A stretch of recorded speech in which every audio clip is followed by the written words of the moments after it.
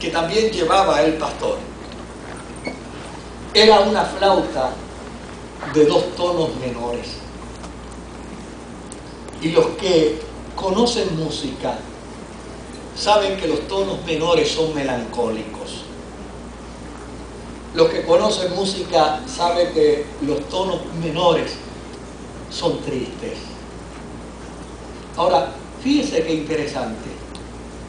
El pastor llevaba la flauta con 2 orificios que producía 2 tonos menores. Y con esos 2 tonos, él procuraba que la oveja se alegrara. Y lo interesante de esto es que la oveja se alegraba. La oveja se entusiasmaba con la música del pastor, que llana y sencillamente era una música de 2 tonos menores, que no pasaba de ahí. Escuchaba la misma música, la misma canción, noche tras noche, día tras día. Pero lo que se ha descubierto no es que lo que alegraba a la oveja era la flauta. Lo que alegraba a la oveja no eran los 2 tonos. Lo que alegraba a la oveja era el pastor, que con su presencia provocaba la melodía. Ahora bien, Jesús hace una analogía considerando esta figura pastoril.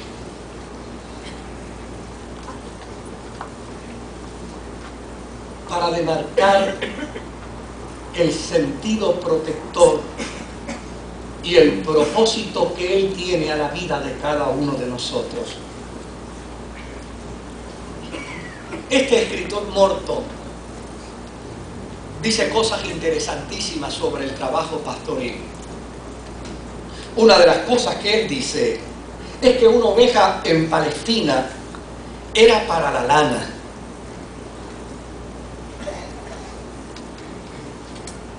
Y por lo tanto, el pastor se pasaba mucho tiempo con la oveja, interactuando con ella.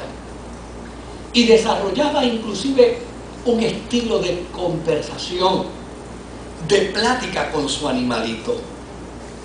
Y lo que era extraordinario, dice este señor Morton, era cuando las tardes, ya tarde en la noche, las ovejas eran recogidas para el descanso. Desde luego, los portones del rebaño se abrían. Y allí entraban las ovejas de Juan, las ovejas de Pedro, las ovejas de Andrés, las ovejas de Felipe, las ovejas de Antonio. Cada uno de ellos con sus decenas o centenas de ovejas. Y todas se entremezclaban dentro del redil. Los pastores de allí salían para irse a descansar. Y la gran pregunta que este señor Morton se hizo la primera vez fue: ahora, ¿cómo le hará el pastor cuando por la mañana llegue allí y encuentre que sus 50 ovejas están reunidas con 500 o 600 o 700 ovejas de distintos pastores? ¿Cómo le hará él para identificarlas? ¿Cómo le hará él para traerlas consigo? Note bien lo que hacía el pastor. El pastor llegaba, se paraba en una esquina y cuando el portón se abría, producía un sonido.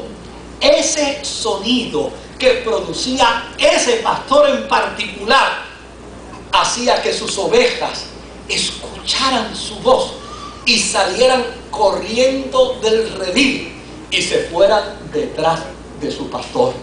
Así sucesivamente, cada pastor emitía un sonido, y cuando emitía ese sonido provocaba que sus ovejas salieran inmediatamente del redil y se fueran detrás del pastor.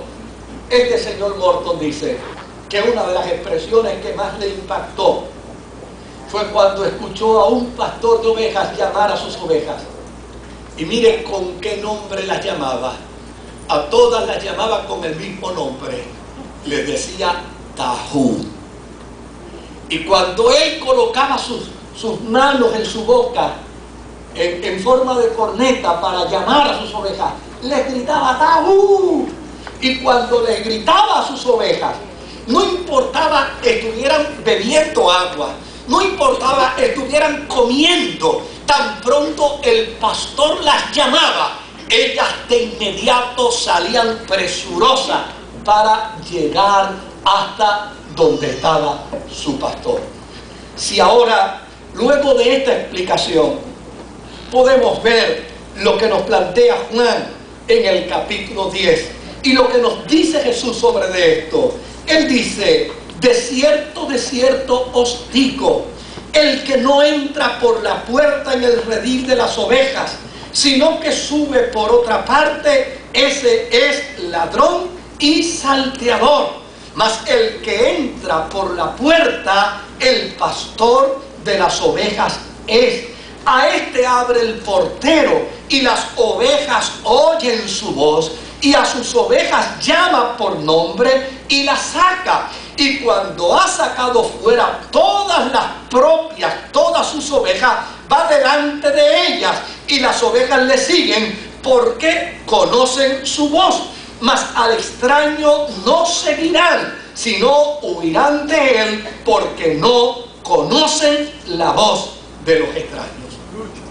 Morton narra que en una ocasión él se acercó a un pastor y le dijo: si yo llamo a sus ovejas, ¿cómo es que usted les llama?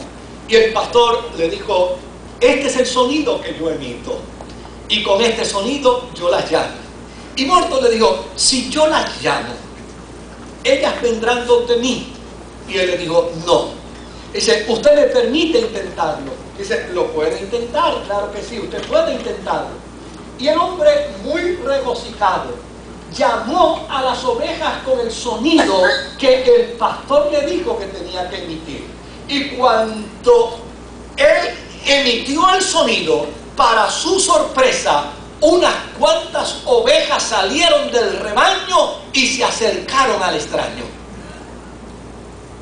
El pastor de las ovejas se levantó, las recogió y las separó. Y le dijo a Morton: muchas gracias, usted me ha permitido reconocer las ovejas enfermas que yo tengo en mi rebaño. Solo una oveja enferma puede responder a la voz de otro que no sea su pastor. Fíjese qué interesante. Cuando Jesús está hablando de esta analogía, Él está diciendo con ello que antes que Él habían venido otros que estaban anunciando una esperanza para Israel, otros que habían anunciado una esperanza para el mundo. Mas sin embargo, Él los podía identificar como ladrones, como salteadores, porque no habían descubierto la contraseña que estaba en el corazón de Dios. La contraseña que estaba en el corazón de Dios es la de la oveja y la del pastor, porque simplemente hemos mencionado una cantidad de pasajes bíblicos donde en Israel Dios se había identificado con ese pueblo, llamándole ovejas de su rebaño. Por lo tanto, para Jesús era importante retomar el nombre que significaba para Dios Israel, porque con ello hacía perpetuidad al término pastoril de Dios. Dios es el eterno pastor de sus ovejas, y Jesús tenía que hacer precisamente perpetuidad de ese título que le correspondía a Dios. Por lo tanto, los hombres que habían venido antes de Jesús, ninguno de ellos se había identificado como pastor.